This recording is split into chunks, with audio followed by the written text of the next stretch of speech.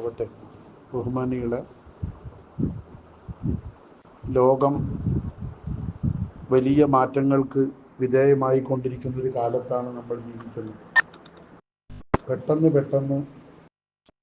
പുതിയ പുതിയ സംവിധാനങ്ങളും പുതിയ പുതിയ ക്രമങ്ങളുമൊക്കെ ലോകത്ത് നടപ്പിലായിക്കൊണ്ടിരിക്കുന്ന ഒരു കാലമാണ്. അതിൻ്റെ ഫലമായി വഹറൽ ഫസാദു ഫിൽ ബർരി വൽ ബഹരി ബിമാ കസബത് ഐദിൻ നാസ്, മനുഷ്യന്മാർ കാട്ടിക്കൂട്ടുന്ന അല്ലെങ്കിൽ മനുഷ്യകുലത്തിൽപ്പെട്ടവർ കാട്ടിക്കൂട്ടുന്ന തോന്യാസത്തിൻ്റെ തെമ്മാടിത്തത്തിൻ്റെ ഫലമായിട്ട് ലോകം മനുഷ്യന് ജീവിക്കാൻ പറ്റാത്തത്ര ജീവിതം ദുസ്സഹമാക്കുമാറ് നാഗരികത എന്ന് പേരിട്ട് കൊണ്ടുവരുന്ന പരിഷ്കാരങ്ങളൊക്കെ മനുഷ്യനെ നരകത്തിലേക്ക് എത്തിച്ചുകൊണ്ടിരിക്കുന്ന, അല്ലെങ്കിൽ ഭൂമി ലോകത്ത് തന്നെ നരകം സൃഷ്ടിക്കപ്പെടുന്ന ഒരവസ്ഥയിലേക്ക് ലോകം എത്തിക്കൊണ്ടിരിക്കുന്ന ഒരു കാലഘട്ടത്തിലാണ് നമ്മൾ ജീവിക്കുന്നത്. എവിടെ നോക്കിയാലും സത്യവിശ്വാസിയായൊരു മുസ്ലിമിനെ സംബന്ധിച്ചിടത്തോളം, ഒരു മുഅ്മിനെ സംബന്ധിച്ചിടത്തോളം അവൻ്റെ ജീവിതം ദുസ്സഹമാണ്. എവിടേക്ക് തിരിഞ്ഞാലും, എവിടെ പോയാലും, ഏത് കാര്യം എടുത്തു നോക്കിയാലും എല്ലാത്തിലും പ്രശ്നങ്ങളാണ്. ഇന്ന കാര്യമെന്നില്ല, എല്ലാ കാര്യം എടുത്തു നോക്കിയാലും മുസ്ലിങ്ങളുമായി ബന്ധപ്പെട്ട, മുഅ്മിനീങ്ങളുമായി ബന്ധപ്പെട്ട കാര്യങ്ങൾ, ഇസ്ലാമുമായി ബന്ധപ്പെട്ടതൊക്കെ തകർക്കപ്പെടാനും നശിപ്പിക്കപ്പെടാനും അതിനെ എന്തെങ്കിലുമൊക്കെ ചെയ്ത് ഇല്ലാതാക്കാനുമുള്ള എല്ലാ ശ്രമങ്ങളും അധികാരമുള്ളവരായാലും ഇല്ലാത്തവരായാലും, ഇന്ത്യയിലായാലും പുറത്തായാലും എവിടെ ആയാലും എല്ലാത്തിൻ്റെയും ആകത്തുക ഇസ്ലാമിനോടുള്ള ശത്രുത. ബാക്കി എല്ലാ കാര്യത്തിലും എല്ലാവർക്കും തർക്കങ്ങളുണ്ടെങ്കിലും ഇസ്ലാമിനെ നശിപ്പിക്കാൻ ശ്രമിക്കുന്ന കാര്യത്തിൽ ഇവർക്കാർക്കും യാതൊരു തർക്കമൊന്നുമില്ല. അതിനുവേണ്ടി എന്തും അവർ ചെയ്യും, അതിലവർ ഐക്യപ്പെടും, അതിലവർ പരസ്പരം സഹായിക്കും. ഇതാണ് ലോകം.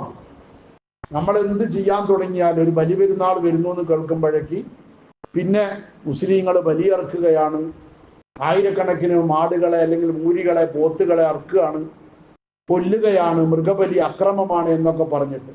അല്ലാത്ത ദിവസങ്ങളിൽ ഇവിടെ ഇന്ത്യയിൽ നിന്ന് കോടിക്കണക്കിന് കിലോ ഇറച്ചിയാണ് കയറ്റുമതി ചെയ്യപ്പെടുന്നത്. മൂരിൻ്റെയും പോത്തിൻ്റെയും കഴുതൻ്റെയും അടക്കം ഇറച്ചി കയറ്റുമതി ചെയ്യപ്പെടുന്നുണ്ട് ഇന്ത്യയിൽ നിന്ന്.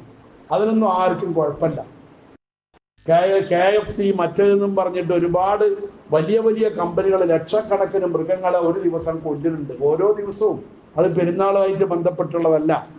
അവരുടെ കച്ചവടത്തിന് വേണ്ടിയിട്ട് അവർ ചെയ്യുകയാണ്. അവർ കൊന്നിട്ട് അതിൻ്റെ ഇറച്ചി വിറ്റിട്ട് അവർ കാശുണ്ടാക്കുകയാണ്. അതിനാർക്കും കുഴപ്പമില്ല.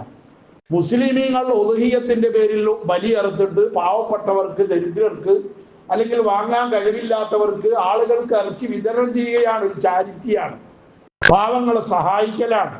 പക്ഷെ എന്നാലും അതിനെ എതിർക്കാനും അതിനെ കുറ്റം പറയാനൊക്കെ ആളുണ്ട്. അതായത് ലോകത്താകെ കൂടി മൃഗങ്ങളെ അറുക്കുക എന്ന പരിപാടി നടക്കുന്നത് വലിയ പെരുന്നാളിൻ്റെ അന്ന് മാത്രമേ ഉള്ളൂ. അല്ലാത്ത ദിവസമൊന്നും ഇവിടെ ഒരു അറിവും നടക്കണില്ല, ഇറച്ചിയില്ല, മാംസമില്ല, ഒന്നും ഇവിടെ കിട്ടൂല എന്ന് തോന്നും ഓരോരുത്തരുടെ പ്രതികരണങ്ങൾ കേട്ടാൽ. ഇതെന്തുകൊണ്ടാണ്? എല്ലാ കാര്യത്തിലും, ഒരു കാര്യത്തിൽ മാത്രമൊന്നുമല്ല. മദ്രസകൾ മുഴുവൻ തീവ്രവാദ കേന്ദ്രങ്ങളാണ്. അതേപോലെ മുസ്ലിമീങ്ങൾ മുഴുവൻ ജീവിക്കാൻ പറ്റാത്ത വിധം എന്തൊക്കെയോ കാട്ടിക്കൂട്ടുന്നവരാണ്, ബോംബ് പൊട്ടിക്കുന്നവരാണ്, അങ്ങനെ ചെയ്യുന്നവരാണ്, ഇങ്ങനെ ചെയ്യുന്നവരാണ്. മറുഭാഗത്ത് ചെയ്യുന്ന അക്രമങ്ങളും ഇവിടെ നടക്കുന്ന തോന്യാസങ്ങളും അത് മറ്റുള്ളവർ ചെയ്താൽ അതൊന്നും തെറ്റല്ല, അതൊന്നും ചർച്ചയല്ല, അതൊന്നും പർവ്വതീകരിക്കാനോ അതൊന്നും പുറത്തു പറയാനോ ആരും ഒട്ടും മുതിരാറുമില്ല. അതിനൊന്നും ആർക്കും പരാതിയുമില്ല. ഇങ്ങനത്തെ ഒരു അവസ്ഥ ലോകത്ത് വരുമെന്ന് ലോകാനുഗ്രഹിയായ ഷഫീഉനാ റസൂലുള്ളാഹി സ്വല്ലല്ലാഹു അലൈഹി വസല്ലമ തങ്ങൾ ദീർഘദർശനം ചെയ്ത ഒരു ഹദീസ് വളരെ വ്യക്തമായി തന്നെ പഠിപ്പിക്കുന്നുണ്ട്. മഹാനായ അനസ് റളിയല്ലാഹു അൻഹു തങ്ങളെ തൊട്ട് റിപ്പോർട്ട് ചെയ്യപ്പെട്ട ഹദീസാണിത്. അല്ലാഹുവിന്റെ റസൂൽ പറയുന്നു, ഇന്ന മിൻ അശ്റാത്തി സാഅത്തി അൻ യുർഫഅൽ ഇൽമു വ യൽഹറൽ ജഹ്ലു. ഖിയാമത്തിന്റെ മുമ്പ് ഇവിടെ സംഭവിക്കാൻ പോകുന്ന അതിന്റെ മുന്നൊരുക്കങ്ങളിൽപ്പെട്ടതാണ് ഇൽമു ഉയർത്തപ്പെടുക, വിവരക്കേട് പ്രകടമാകുക എന്നത് ഖിയാമത്തിന്റെ മുന്നൊരുക്കമാണെന്ന് അല്ലാഹുവിന്റെ റസൂല് പഠിപ്പിച്ചു. എന്താണ് ഇതുകൊണ്ട് ഇവിടെ സംഭവിക്കാൻ പോകുന്നതെന്ന് വെച്ചാൽ, ഇൽമു ഉയർത്തപ്പെടുക എന്ന് പറഞ്ഞാൽ, ജഹ്ല് വ്യാപകമാകുക എന്ന് പറഞ്ഞാൽ ദീൻ നശിക്കുക എന്നാണ് അർത്ഥം. അതോടൊക്കെ ദീൻ നശിച്ചു. പിന്നെ ഇബാദത്തുകളുടെ രൂപത്തിൽ അത് ചെയ്യപ്പെടൂല, വേണ്ട രൂപത്തിലാകൂല. മനുഷ്യന്മാര് ചെയ്യേണ്ട കർമ്മങ്ങളെ പറ്റി ബോധമുള്ളവരാകൂല ആലിമീങ്ങളെന്ന് പറയുന്നത്. ഇന്നലെ 8 വർഷമായി കിതാബ് ഓതുന്നൊരു മുത്തഅല്ലിമിനെ ഞാൻ കണ്ടു. 8 വർഷമായി കിതാബ് മുത്താലി. സ്വാഭാവികമായി കണ്ടപ്പോൾ വർത്താനം പറഞ്ഞ. അപ്പൊ എന്താ ഓതിനെ ചോദിച്ചപ്പോ അൽഫിയും 10 ഖുലാസിയാണ് ഓതുന്ന പറഞ്ഞത്. 2 കൊല്ലം കൊണ്ട് ഞാനൊക്കെ ഓതി തീർത്താണ് ഈ പറഞ്ഞു. ഓതാൻ ഇറങ്ങിയിട്ട് 2 കൊല്ലം കൊണ്ട് തീരേണ്ടതാണ്. അവർക്ക് ചെറിയ കിതാബാണ്. ഇനി ഒരുപാട് പഠിക്കാനുണ്ട്. 8 കൊല്ലം കൊണ്ട് എൻ്റെ പഠിപ്പ് ഞാൻ പൂർത്തിയാക്കി. 8 കൊല്ലം കഴിഞ്ഞപ്പോൾ 7 കൊല്ലം കൊണ്ട് പൂർത്തിയായി. പക്ഷെ ഉസ്താദ് പറഞ്ഞു 1 കൊല്ലം കൂടി ഇവിടെ നിൽക്കണം. അങ്ങനെ പിന്നെ 1 കൊല്ലം നിന്നിട്ടാണ് എനിക്ക് കോളേജിലേക്ക് പോയത്. 8 കൊല്ലം കൊണ്ട് 9ാമത്തെ കൊല്ലം ഞാൻ കോളേജിലാണ് പോയി പഠിച്ചത്. ഇപ്പൊ അതേ സ്ഥാനത്ത് 8 കൊല്ലമായി പഠിക്കാൻ തുടങ്ങിയിട്ട് 2 കൊല്ലം കൊണ്ട് തീരേണ്ട കിതാബ് ഓതിയിട്ടില്ല. അത് പഠിച്ചിട്ടില്ല. നമ്മുടെ വിദ്യാഭ്യാസത്തിന്റെ മതവിദ്യാഭ്യാസത്തിന്റെ നിലവാരമാണ് ഈ പറയുന്നത്.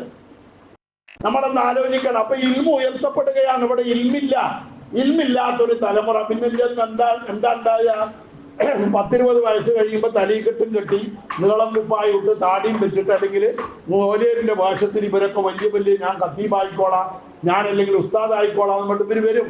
കമ്മിറ്റിക്കാർക്ക് ഇതൊന്നും അറിഞ്ഞൂടാ. കമ്മിറ്റിക്കാർ ഇവരെ പിടിച്ചിട്ട് മൊഴിയേരും ആക്കും, ഇമാമും ആക്കും. നിസ്കാരം അതോടൊക്കെ പിത്തനെയാവും. ഇതാ റസൂലുള്ള പറഞ്ഞ ഹദീസിന്റെ അർത്ഥം. നമ്മുടെ നിസ്കാരവും ഇബാദത്തും ഖുതുബയും എല്ലാം ഇബാദത്തുകൾ മുഴുവൻ നശിപ്പിക്കപ്പെടുമാറ് ചെയ്യേണ്ട രൂപത്തിലല്ലാതെ ചെയ്യുന്ന വിധം ചെയ്യേണ്ട രൂപത്തിൽ ചെയ്യാൻ അറിയാത്ത വിധത്തിലേക്ക് നമ്മുടെ ഇബാദത്തുകളൊക്കെ പോയാൽ, നമ്മുടെ നിക്കാഹ് അങ്ങനെ ആയാൽ എന്താ നമ്മുടെ സമൂഹത്തിന്റെ അവസ്ഥ? നിങ്ങളൊന്ന് ആലോചിക്കുകയാണ്. നിക്കാഹ് എന്താ ഉണ്ടാകുക? നിക്കാഹ് അറിയാത്ത, നിക്കാഹിന്റെ നിയമങ്ങൾ അറിയാത്ത ഒരാൾ നിക്കാഹ് നടത്തി കൊടുത്താൽ എന്താ സംഭവിക്കുക? അല്ലെങ്കിൽ നിക്കാഹ് നടത്തുക എന്നുള്ളത് ഖത്തീബിന്റെ ബാധ്യതയൊന്നുമല്ല. പക്ഷെ ഖത്തീബിനെ ഏൽപ്പിക്കണം എന്തിനാ? അതിൽ തെറ്റ് വരാതിരിക്കാനാ ഈ ഖത്തീബിനെ നിക്കാഹ് ഏൽപ്പിക്കുന്നത്. പക്ഷെ ഖത്തീബിന് നിക്കാഹ് അങ്ങനെ നടത്താന്ന് അറിയില്ലെങ്കിൽ പിന്നെ അതിന്റെ കഥ പറയണ്ടല്ലോ. അങ്ങനെ ഓരോന്നും ഞാൻ നീട്ടുന്നില്ല. ഏതായാലും ദീൻ നശിച്ചുകൊണ്ടിരിക്കുന്നു. ഇൽമു ഉയർത്തപ്പെട്ടു. ജഹലിനാണ് ഇന്ന് സ്വാധീനം, വിവരക്കേടിനാണ് വലിപ്പം. അതാണ് അംഗീകരിക്കപ്പെടുന്നത്. രണ്ടാമതായിട്ട് അള്ളാന്റെ റസൂല് പറഞ്ഞു, സിന വ്യാപകമാകുന്ന ഒരു കാലം വരും. വ്യഭിചാരം അത് വ്യാപകമാകുന്ന ഒരു കാലം. അതാണ് ഇന്നത്തെ സമൂഹത്തിന്റെ അവസ്ഥ. നമ്മൾ ഓരോന്ന് പറയണ്ടല്ലോ. പള്ളി മിഹ്റാബിൽ നിന്നുകൊണ്ട് ഇപ്പൊ നടക്കണമൊക്കെ പറയാൻ നമുക്ക് പറ്റൂല. ആ നിലയിലേക്ക് നമ്മുടെ പെൺകുട്ടികളും നമ്മുടെ ആൺകുട്ടികളും ഒക്കെ ഭൗതിക കലാലയങ്ങളിൽ പഠിക്കുന്ന, ഉയർന്ന വിദ്യാഭ്യാസത്തിന് വേണ്ടി ആപ്പിയും വിട്ടാക്കുന്ന മക്കൾ എന്താ കാട്ടിക്കൂട്ടുന്നത്, എന്തൊക്കെയാണ് അവരുടെ ജീവിതം എന്ന് ആർക്കും അറിയാത്ത വിധം പുറത്തിറങ്ങിയാൽ അവർ ചെയ്യുന്ന തോന്നിയാസങ്ങള് പരസ്യമായി നമുക്ക് കാണേണ്ടി വരികയാണ്. ബസ്സിലും യാത്രയിലൊക്കെ നമ്മൾ എത്രയോ കാണുന്നതാണ് അവർ കാട്ടിക്കൂട്ടുന്ന തോന്നിയാസങ്ങൾ. നമ്മൾ ആലോചിക്കുക, നമ്മുടെ മക്കളെയാണ് ഈ പറയുന്നത്, മറ്റുള്ളവരെ അല്ല ഞാൻ ഈ പറയുക. വ്യഭിചാരം വ്യാപകമാകുകയാണ്. അള്ളാഹുവിന്റെ റസൂല് പറഞ്ഞു, പരിശുദ്ധ ഖുർആൻ പറഞ്ഞു, വലാ തഖറബുസ് സിന, വ്യഭിചാരത്തോട് നിങ്ങൾ അടുക്കരുത്. നിങ്ങൾ എത്രയോ കേട്ട ആയത്താണത്. വ്യഭിചരിക്കരുത് എന്നല്ല വാക്കിന്റെ അർത്ഥം. വലാത്തസിനോ, നിങ്ങൾ വ്യഭിചരിക്കരുത് എന്ന് ഖുർആൻ പറഞ്ഞിട്ടില്ല.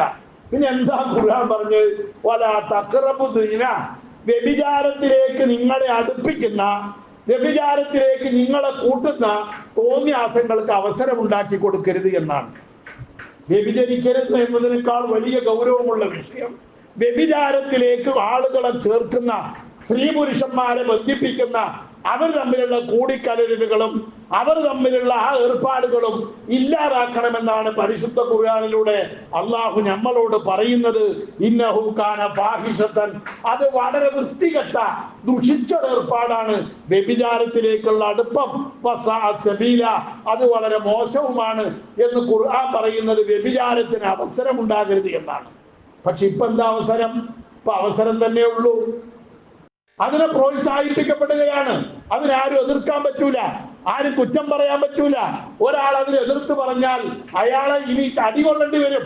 ആ നിലയിലേക്ക് ആൺകുട്ടികളും ആണുങ്ങളും പെണ്ണുങ്ങളും ഇന്ന് ബസ്സിൽ കയറിയാലും അതേപോലെ തന്നെ അങ്ങാടികളിലൊക്കെ കാട്ടിക്കൂട്ടുന്ന തോന്നിയാസങ്ങൾ. അപ്പൊ നമുക്കൊക്കെ ഒരു സമാധാനമാണ്, എന്റെ കുട്ടി അങ്ങനെയൊന്നും ഉണ്ടാവില്ല, എന്റെ കുട്ടി അങ്ങനെയൊന്നും ഉണ്ടാവില്ല. അപ്പൊ നമ്മൾ തിരിയണത് എപ്പോഴാ? കല്യാണം ഉറപ്പിച്ചിട്ട് സ്വർണം വാങ്ങിക്കൊണ്ട് വെച്ച ശേഷം ഞാൻ പോയി നിശ്ചയിച്ചൊരു കല്യാണം ഇവിടെ അടുത്തൊരു സ്ഥലത്ത്, ഞാനടക്കം നിശ്ചയിക്കാൻ പോയതാണ്. നിശ്ചയമൊക്കെ കഴിഞ്ഞ് അപ്പോഴൊക്കെ പെണ്ണിന് പൂർണ്ണ സമ്മതമാണ് കല്യാണത്തിന്. നിശ്ചയമൊക്കെ കഴിഞ്ഞ് വാപ്പിയും പോയിട്ട് ഞായറാഴ്ച കല്യാണം, അതിന്റെ മുമ്പത്തെ ബുധനാഴ്ച പോയിട്ട് സ്വർണം എടുത്തുകൊണ്ടുവന്ന് വന്നു. സ്വർണം കൊണ്ടുവന്നപ്പോൾ അവൾ ആ സ്വർണ്ണങ്ങൾ എടുത്തിട്ട് രാത്രി അവൾ മുമ്പ് കണ്ടുവച്ച ആളുടെ ഒപ്പം പോയി. അപ്പൊ സ്വർണം വാപ്പാനോട് വാങ്ങിപ്പിക്കാൻ വേണ്ടി മാത്രം അതുവരെ നിക്കാഹിന് സമ്മതിച്ചു. ആ ചെക്കൻ അവസ്ഥ ആലോചിക്കുന്നത്. ഇതാണ് ലോകം. അവിടെ അവർക്ക് പറ്റിയ ആളെ മുമ്പ് കണ്ടുവച്ചിട്ടുണ്ട്. അതിനൊരു കല്യാണത്തിന്റെ നിക്കാഹിന്റെ ആവശ്യമൊന്നും ഇല്ലാത്ത വിധം അവരുടെ ജീവിതം അങ്ങനെ ആയിട്ടുണ്ട്. ഇത് എത്രയോ നമ്മുടെ സമൂഹത്തിൽ നിന്ന് നടക്കുന്നു, നമ്മളതൊന്നും ശ്രദ്ധിക്കുന്നില്ല. അതാ റസൂലുള്ളാഹി തങ്ങൾ പറഞ്ഞത് സിന, വ്യഭിചാരം വ്യാപകമാകുന്ന പരസ്യമാകുന്ന ഒരു അവസ്ഥ വരും എന്ന് റസൂലുള്ള പറഞ്ഞു. അതുകൊണ്ട് അങ്ങനെ വന്നാൽ എന്താ ഉണ്ടാകുക? വ്യഭിചരിച്ചോട്ടെ എന്നല്ല, കുടുംബം എന്ന സമ്പ്രദായം ഇവിടെ തകർന്നു. കുടുംബമില്ല. കുടുംബം എന്ന സമ്പ്രദായം നമുക്ക് നഷ്ടപ്പെട്ടു പോവുകയാണ്. അള്ളാഹു നമുക്ക് നൽകിയിരിക്കുന്ന വലിയൊരു അനുഗ്രഹമാണ് ഈ കുടുംബം. ആ കുടുംബം എന്ന സംവിധാനം നമുക്ക് നഷ്ടപ്പെടുകയാണ്. നമ്മൾ വലിയ പത്രാസോട് കൂടെ പറയുന്ന ഒന്നാണ് എന്റെ കുടുംബം, എന്റെ കുടുംബക്കാര്, ഞങ്ങൾ കുടുംബക്കാര്. നമ്മൾ എപ്പോഴും പറയുന്ന വാക്കുകളെ നമ്മൾ ആലോചിക്കുക. അതിവിടെ നശിപ്പിക്കപ്പെടുകയാണ്. എന്റെ എന്ന അഭിമാനത്തോടുകൂടെ പറയാൻ നമുക്ക് കുടുംബമില്ലാത്ത അവസ്ഥയിലേക്ക് ഈ വൃത്തികെട്ട ജീവിതം നമ്മളെ കൊണ്ടുപോകുന്നു. നഅൂദുബില്ല, അള്ളാഹു കാത്തുരക്ഷിക്കുമാറാവട്ടെ. അതുകൊണ്ട് നമ്മൾ ആലോചിക്കുക. വീണ്ടും റസൂലുള്ളാഹി തങ്ങൾ പറഞ്ഞു, അതൊക്കെ തെളിഞ്ഞു വരികയാണ്. മദ്യപാനം, ലഹരി വ്യാപകമാകുന്ന കാലം. ഇന്ന് ലഹരിയുടെ കാലമാണ്, മദ്യപാനത്തിന്റെ കാലം. മദ്യത്തിനെതിരിലാണ് ലോകം എന്ന് പറയും. പക്ഷെ മദ്യത്തിന് നമ്മുടെ ഗവൺമെന്റ് എതിരല്ല. ഇപ്പൊ നമ്മുടെ മദ്രസകളിൽ നിന്ന് 10 ലക്ഷം വിദ്യാർത്ഥികളെ കൊണ്ട് 10 ലക്ഷം വിദ്യാർത്ഥികളെ മദ്രസയിൽ നിന്ന് ഒപ്പിടിയിച്ചിട്ട് മുഖ്യമന്ത്രിക്ക് പരാതി കൊടുത്തു. സമസ്ത കേരള ജംഇയ്യത്തുൽ ഉലമ അതിലും എഴുതിയിരിക്കുന്നത് ലഹരി എന്നാണ്. മദ്യത്തിനെതിരിലും മുണ്ടൂല. മൗലവിമാർക്കും ഇപ്പൊ കുറച്ചൊക്കെ തിരിഞ്ഞിട്ടുണ്ട്. അതിനെതിരിലും മുണ്ടിയാ പരിഗണിക്കപ്പെടൂല. കാരണം സർക്കാരിന്റെ പ്രധാന വരുമാനം മദ്യമാണ്. അതില്ലെങ്കിൽ നമ്മുടെ ഒരു ഗവൺമെന്റ് നിലനിൽക്കൂല. പിന്നെ പേരാണ്. പിന്നെ എന്തിനാ എതിർക്കണത്? മദ്രസയിലെ കുട്ടികളെന്താ മദ്രസയിൽ നിങ്ങൾ എവിടെയെങ്കിലും കണ്ടോ? വല്ല അമ്പലങ്ങളിലും ലഹരിക്കെതിരെ വല്ല ബോധനോ ക്ലാസ്സോ നടന്നോ? എവിടെ ഉണ്ടായില്ല. ചർച്ചുകളിൽ നടന്നോ? നടന്നില്ല. പിന്നെ എവിടെ നടന്നത്?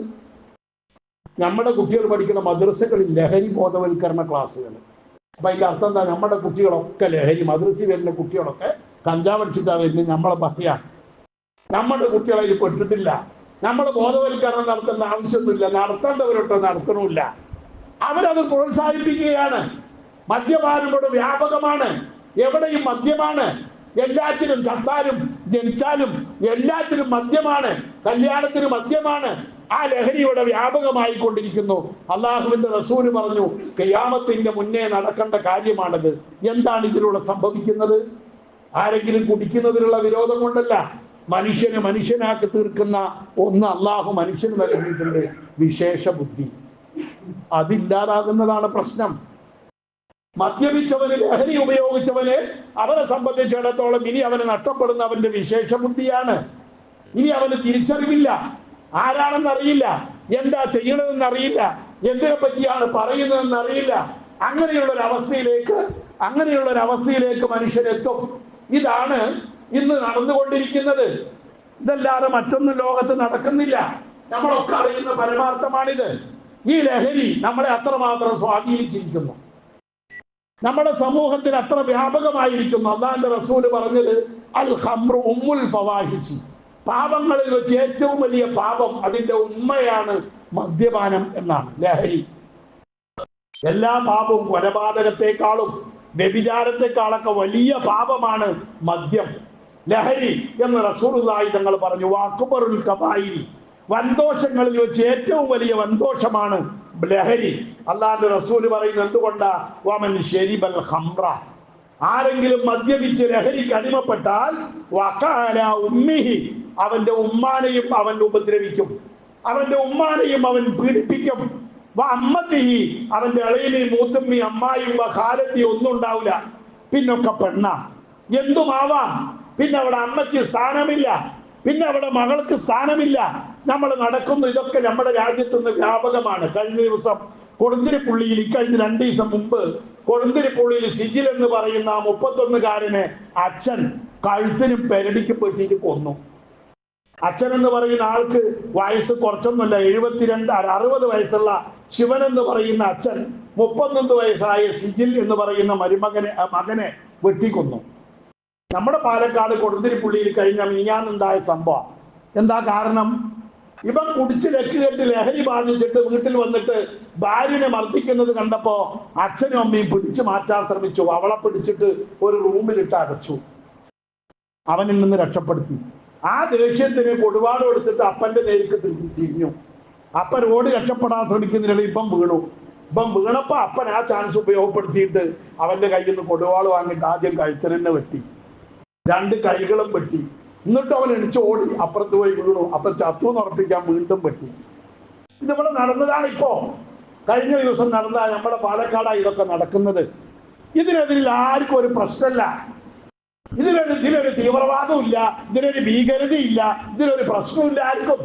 ഇതിന്റെയൊക്കെ കാരണം ഈ ലഹരിയാണ്. ഇവിടെ കുടുംബ ബന്ധങ്ങൾ നശിക്കുകയാണ്, തറവാട് നഷ്ടപ്പെടുകയാണ്. ഇതിന്റെ പേരിൽ ഒരുപാട് പാപങ്ങൾ നമ്മുടെ സമൂഹത്തിൽ ഉണ്ടാകുന്നു. ആരും അതിനെതിരെ ശബ്ദിക്കാനോ അതില്ലാതാക്കാനോ ഉള്ള ശ്രമം നടത്തുന്നില്ല. അതേപോലെ കഴിഞ്ഞ ദിവസം 2-3 ദിവസം മുമ്പ് ചിറ്റൂരില് അമ്മ കമലാക്ഷി വാർദ്ധക്യ പെൻഷൻ കിട്ടിയ പെൻഷൻ വീട്ടിൻ്റെ ഉള്ളിൽ എവിടെ ഒളിച്ചു വെച്ചിട്ട് തൊഴിലുറപ്പ് പണിക്ക് പോയി. വൈകുന്നേരം വന്ന് നോക്കുമ്പോൾ ആ പണം കാണാനില്ല. അത് മകൻ കട്ടുകൊണ്ടുപോയിട്ട് 48 വയസ്സുള്ള ആ സ്ത്രീയുടെ മകൻ പ്രകാശ് കട്ടുകൊണ്ടുപോയിട്ട് കള്ളുടിച്ചു.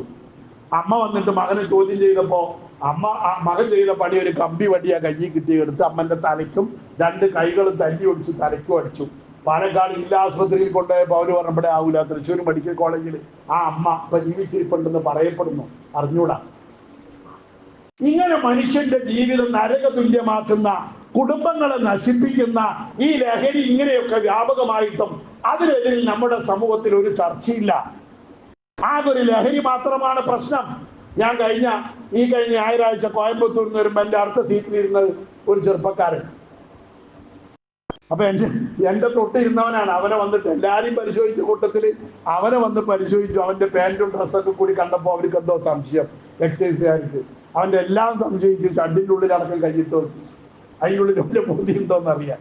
എല്ലാം പരിശോധിച്ചിട്ട് ഒന്നും കിട്ടിയില്ല. എന്നിട്ട് പോലീസുകാരൻ സ്വയം സമാധാനിച്ചുകൊണ്ട് പറയാം എന്തോ അവന്റെ കയ്യിൽ കണ്ടെത്താനുണ്ട്, ഇപ്പൊ ഞങ്ങൾക്ക് സമയമില്ല, അതുകൊണ്ട് ഇപ്പൊ തൽക്കാലം പോട്ടെ എന്നാ പറഞ്ഞത്. ഇങ്ങനെയൊക്കെ പരിശോധിക്കുന്നുണ്ട്. എന്നിട്ടോ നമ്മുടെ രാജ്യത്ത് നടക്കുന്ന വൃത്തികേടുകൾ, കുടുംബങ്ങൾ തകരുകയാണ്. ജീവിക്കാൻ പറ്റാത്ത അവസ്ഥയിലേക്ക് നമ്മുടെ സമൂഹം മാറുകയാണ്. ഇത്തരം വൃത്തികേടുകൾ ഇല്ലാതാക്കണമെന്ന് മുസ്ലിമീങ്ങൾ പറഞ്ഞാൽ അതും തീവ്രവാദം. നമ്മൾ പറഞ്ഞിട്ട് കാര്യമില്ല. നമ്മൾ എന്ത് പറഞ്ഞാൽ അതിന് എതിർക്കാൻ ഇവിടെ ആളുണ്ട്. നമ്മൾ ആത്മാർത്ഥമായി മുസ്ലിം സംഘടനകള് ഇവിടെ ആത്മാർത്ഥമായി ലഹരിക്കെതിരെ, മദ്യത്തിനെതിരെ പ്രവർത്തിക്കുന്നത് എന്തുകൊണ്ടാ? മുസ്ലിങ്ങൾ കള്ളുകൂടിയന്മാരായതുകൊണ്ടോ മുസ്ലിങ്ങൾ ലഹരിക്ക് അടിമകളായതുകൊണ്ടോ അല്ല. ആ തിന്മ ലോകത്ത് ഇല്ലാതാക്കണമെന്നത് ഖുർആന്റെ അധ്യാപനമായതുകൊണ്ടാണ് നമ്മുടെ ചെറുപ്പക്കാരും നമ്മുടെ സംഘടനകളൊക്കെ അതിന് പാടുപെടുന്നത്. പക്ഷെ നടക്കൂല. അതിൽ മാത്രം നമ്മുടെ സമൂഹം ഇന്ന് ചീത്തയായിക്കൊണ്ടിരിക്കുന്ന ഒരു കാലഘട്ടത്തിലാണ് നമ്മൾ ജീവിക്കുന്നത്. അതുകൊണ്ട് വിശേഷ ബുദ്ധി നമ്മുടെ സമൂഹത്തിന് നഷ്ടപ്പെട്ടു. വീണ്ടും അല്ലാണ്ട് റസൂൽ പറഞ്ഞു മറ്റൊരടയാളം, ആണുങ്ങൾ ഇല്ലാതാകും, പെണ്ണുങ്ങൾ ബാക്കിയാകുമെന്ന് റസൂലുള്ളാഹി തങ്ങൾ പറഞ്ഞു. ആണുങ്ങൾ ഇല്ലാതാകും. റസൂലുള്ള പറഞ്ഞ വാക്ക് ആണുങ്ങൾ ഇല്ലാതാകും, തബക്കൻ നിസാവും, പെണ്ണുങ്ങൾ ബാക്കിയാകും എന്നാണ്. അവശേഷിക്കും. പെണ്ണുങ്ങൾ കൂടുതലാകുമെന്നല്ല റസൂലുള്ള പറഞ്ഞത്. അപ്പൊ എന്തോ ഒരു അർത്ഥ വ്യത്യാസം അവിടെ ഉണ്ട്. ആണുങ്ങളില്ല സമൂഹത്തിൽ. ഇപ്പോ മുമ്പൊരു തെറ്റ് ചെയ്യുന്നത് കണ്ടാ തടയാൻ ആണുങ്ങൾ ഉണ്ടായിരുന്നു. പാപികളെ ധിക്കാരപൂർവ്വം തന്നെ മോന്തയ്ക്ക് കൊടുക്കാൻ ആണുങ്ങൾ ഉണ്ടായിരുന്നു നമ്മുടെ സമൂഹത്തില്. ഇപ്പൊ ആണുങ്ങളില്ല. ഇപ്പൊ ആണ് വേഷം കെട്ടിയവരേ ഉള്ളൂ. ആണായതുകൊണ്ട്, ആ കോലത്തിൽ ജനിച്ചത് കൊണ്ട് ഒരാൾ ആണാവില്ല. അതുകൊണ്ട് തന്നെയാണ് ആണത്തം നഷ്ടപ്പെട്ട ദാർശനികതയാണ് ഒരാണിന്റെ പ്രത്യേകത എന്ന് പറയുന്ന ആ റിജാലിയത്ത് എന്ന് പറഞ്ഞാല് ദാർശനികതയാണ്. ഭാവിയിൽ വരാൻ പോകുന്ന ഭവിഷ്യത്തുകൾ മുൻകൂട്ടി കണ്ടിട്ട് അതിനൊരുക്കം നടത്തുക എന്നതാണ് ഒരാണിയത്ത് എന്ന് പറയുന്ന. ആണാകുക എന്ന് പറഞ്ഞാൽ അതാണ്. പെണ്ണ് എന്ന് പറഞ്ഞത് എപ്പോഴാ പെണ്ണിന്റെ അല്പത്തമാണ്. അന്നൊക്കെയുള്ള കാര്യം അപ്പുള്ള കാര്യമാണ് പെണ്ണ് പരിഗണിക്കുക. ഇപ്പോഴുള്ള കാര്യം ബാക്കി നാളെ എന്തോ ആവട്ടെ, അത് പ്രശ്നമല്ല. അതാണ് ഇപ്പൊ ആണുങ്ങൾ അവിടേക്ക് എത്തിയിരിക്കുകയാണ്. ഇപ്പോഴത്തെ ജീവിതം സുഖാവണം, ഇപ്പൊ സുഖം കിട്ടണം. അതിനുവേണ്ടി ഇനി മയക്കുമരുന്നായാലും കഞ്ചാവായാലും മൊബൈലായാലും വേറെ വല്ലതായാലും തൽക്കാലത്തെ സുഖത്തിന്റെ അപ്പുറം ശാശ്വതമായ ഭാവിയിലുള്ള ഒരു ഹാപ്പിനെസ്സിന് വേണ്ടി പ്രവർത്തിക്കുന്നില്ല. മനഃശാസ്ത്രജ്ഞന്മാർ അതിന് പറയുന്ന പേര് തന്നെ അങ്ങനെയാണ്. പ്ലഷറാണ് ഇപ്പൊ നമ്മുടെ സമൂഹത്തിന് വേണ്ടി താൽക്കാലികമായ ഒരു സുഖം. ഭാവിയിൽ എന്താകുമെന്ന് കണ്ടെത്താൻ നമുക്ക് കഴിയുന്നില്ല. അങ്ങനെ ചിന്തിക്കുന്ന ആണുങ്ങളില്ല. അതാ പണ്ടൊരു അറബി കവി പറഞ്ഞതുപോലെ, സാൽതു സമാനി ലി മറാക ഖീമ വകുന്ദ വലൂദൻ ലിദ്ജാലി ഖദീമ. കാലമേ നിനക്ക് എന്താണ് സംഭവിച്ചത്? ലോകമേ നിനക്ക് എന്താണ് സംഭവിച്ചത്? ലി മറാക ഖീമ, നിന്നെ ഞാൻ മന്യത ബാധിച്ചതായിട്ടാണല്ലോ കാണുന്നത്. നീ പ്രസവിക്കാൻ കഴിയാത്തവളായി പോയോ? എന്താണ് ലോകമേ നിനക്ക് പറ്റിയത്? കാലമേ വകുന്ദ വലൂദൻ ലിദ്ജാലി ഖദീമ, നീ മുമ്പ് ആണുങ്ങളെ പ്രസവിച്ചിരുന്നല്ലോ. ഒരുപാട് ആണുങ്ങൾ ഈ ലോകത്തുണ്ടായിരുന്നല്ലോ, ആണത്തമുള്ളവരുണ്ടായിരുന്നല്ലോ. എവിടെ പോയി അവരൊക്കെ എന്ന് ചോദിച്ചു ഞാൻ കാലത്തോട്. ആ കാലം എന്നോട് മറുപടി പറഞ്ഞ അന്നീ കത് കെബിർത്തു, എനിക്ക് വാർദ്ധക്യം ബാധിച്ചിരിക്കുന്നു. ലോകത്തിന് വാർദ്ധക്യം ബാധിച്ചിരിക്കുന്നു. ഞാൻ രോഗിയായി മാറി. ഞാൻ മരണത്തെ സ്വപ്നം കണ്ടുകൊണ്ടാണ്, ലോക അവസാനം സ്വപ്നം കണ്ടുകൊണ്ടാണ് ഞാൻ കഴിയുന്നത് എന്ന് കാലം മറുപടി പറഞ്ഞു എന്ന് കവി പറഞ്ഞതുപോലെ ഇന്ന് ലോകാവസാനത്തിന്റെ ഫലമാണ് നമ്മൾ ഇന്ന് അനുഭവിക്കുന്നത്. ഇതിൽ നിന്ന് രക്ഷപ്പെടണം. നമ്മൾ ഈ ചളിക്കുണ്ടിൽ തന്നെ ജീവിക്കണം. നമുക്ക് വേറെ എവിടെയും പോവാനില്ല. ഈ ചളിക്കുണ്ടിൽ ജീവിച്ചാലും നമുക്ക് രക്ഷപ്പെടാൻ കഴിയും. ഇതിലൊന്നും നമ്മുടെ മക്കൾ പെടരുത്, നമ്മൾ പെടരുത്. നമ്മുടെ മക്കളെ ആ നിലയിൽ വളർത്തിയെടുക്കാനുള്ള സാഹചര്യവും സൗകര്യവും ശ്രദ്ധയും നമ്മൾക്ക് ഓരോരുത്തർക്കും ഉണ്ടാകുമ്പോഴാണ് നമ്മൾ അള്ളാഹുവിനോട് ഉത്തരവാദിത്വം നിർവഹിച്ചവരായി, പ്രാപ്തിയുള്ളവരായി, കടമ നിർവഹിച്ചവരായി അവകാശപ്പെടാൻ നമുക്ക് കഴിയൂ. അതല്ലാതിരുന്നാൽ നമുക്ക് വരാൻ പോകുന്ന മുസീബത്ത് വളരെ ഗൗരവമുള്ളതാണ്, വളരെ പ്രയാസമുള്ളതാണ്. നമ്മുടെ പെൺകുട്ടികളും നമ്മുടെ സമുദായത്തിലെ പെൺകുട്ടികളും അതേപോലെ ചെക്കന്മാരും ഒക്കെ കാട്ടിക്കൂട്ടുന്ന തോന്യാസങ്ങൾ ഇന്ന് നമ്മൾ പലപ്പോഴും പലതിലും വീഡിയോയിലും യൂട്യൂബിലും ഒക്കെ കാണുന്നതാണല്ലോ. ഇത് നമ്മുടെ സമൂഹത്തിലെ പരിഷ്കാരമായി മാറുകയാണ്. വസ്ത്രധാരണത്തിൽ ആ മാറ്റം പ്രകടമാണ്. മാതാപിതാക്കളുടെ ഇഷ്ടമല്ല ഇപ്പൊ ഒരു കുട്ടി വസ്ത്രം ധരിക്കുന്നത്. ആ കുട്ടിയുടെ തീരുമാനമാണ്. പെൺകുട്ടി തീരുമാനിക്കുക എന്താ എടുക്കേണ്ടത്, എങ്ങനത്തെ എടുത്ത് അവളാ തീരുമാനിക്കുക. വാപ്പാക്കുമാർക്ക് ഒരധികാരമില്ല. എന്നിട്ട് അവസാനം കെട്ടിക്കേണ്ട സമയത്ത് ബാപ്പയും ഇപ്പൾക്ക് കല്യാണം ഉണ്ടാക്കാൻ നോക്കും. അവള് പറയും എനിക്കുള്ള ആളെയൊക്കെ ഞാൻ റെഡിയാക്കി വെച്ചിട്ടുണ്ട്, ഞങ്ങൾ പലപ്പോഴും ഊട്ടിക്കൊക്കെ ടൂറും പോകാറുണ്ട്, ഇനിയിപ്പോ നിങ്ങളായിട്ട് എനിക്ക് മാപ്പിളനെ കണ്ടുപിടിക്കൊന്നും വേണ്ടാന്ന് അവള് പറയും ചെയ്യും. പറഞ്ഞുകൊണ്ടിരിക്കുന്നു. അതാ ഇപ്പൊ കാണുന്നത്. നമ്മളെ മക്കളെ ശ്രദ്ധിക്കുക, നമ്മുടെ കുടുംബത്തിന്റെ കാര്യം നമ്മൾ നോക്കുക, നമ്മൾ ഉത്തരവാദിത്വം നിർവഹിക്കുക. അതുകൊണ്ടാണ് അള്ളാഹു നമ്മളോട് പറയുന്നത്, ഖൂ അൻഫുസക്കും വഅഹ്ലീകും നാറ, നിങ്ങൾ നിങ്ങളെ മാത്രം ശ്രദ്ധിച്ചാൽ പോരാ. അൻഫുസക്കും വഅഹ്ലീകും, നിങ്ങൾ നന്നാവണം. വഅഹ്ലീകും, നിങ്ങളുടെ ഭാര്യ മക്കൾ നന്നാവണം. അവരുടെ കാര്യം നിങ്ങൾ ഏറ്റെടുക്കണം. അവരുടെ ഉത്തരവാദിത്വം നിങ്ങളോടാണ് ചോദ്യം ചെയ്യപ്പെടുക. അവര് കേടുവന്നാൽ അതിന്റെ ഉത്തരവാദിത്വം നിങ്ങൾക്കാണ്. നിങ്ങളോടാണ് അല്ലാഹു അവരെ പറ്റി ചോദിക്കുക. അതിന് മറുപടി പറഞ്ഞ് അതിന്റെ ഉത്തരവാദിത്വം വെച്ച് നരകത്തിലേക്ക് പോവേണ്ട ഗതികൾ നമ്മൾക്ക് വരാതിരിക്കണമെങ്കിൽ മക്കളെ ആ രൂപത്തിൽ വളർത്താൻ നമുക്ക് കഴിയണം. നമ്മുടെ കുടുംബത്തെ നിയന്ത്രിക്കാൻ നമുക്ക് കഴിയണം. വെറുതെ ഒരു സമ്പാദിച്ചു കൊണ്ടുപോയി ഇട്ട് കൊടുത്താൽ നമ്മുടെ ബാധ്യത തീരൂല. പണമുണ്ടാക്കലല്ല ജീവിതം. പണമുണ്ടാക്കിയത് കൊണ്ട് മാത്രം ഉത്തരവാദിത്വം തീരൂല. ആ ബോധത്തിൽ കുടുംബത്തെ നിയന്ത്രിക്കാനും ഉത്തരവാദിത്വം ഏറ്റെടുക്കാനും ആ നിലയിൽ മക്കളെയൊക്കെ വളർത്താനും കുടുംബത്തെ ശുദ്ധീകരിക്കാനും അള്ളാഹു നമ്മളെയൊക്കെ അനുഗ്രഹിക്കുമാറാവട്ടെ. വാഖിറു ദഅ്വാനാ അൽഹംദുലില്ലാഹി റബ്ബിൽ ആലമീൻ.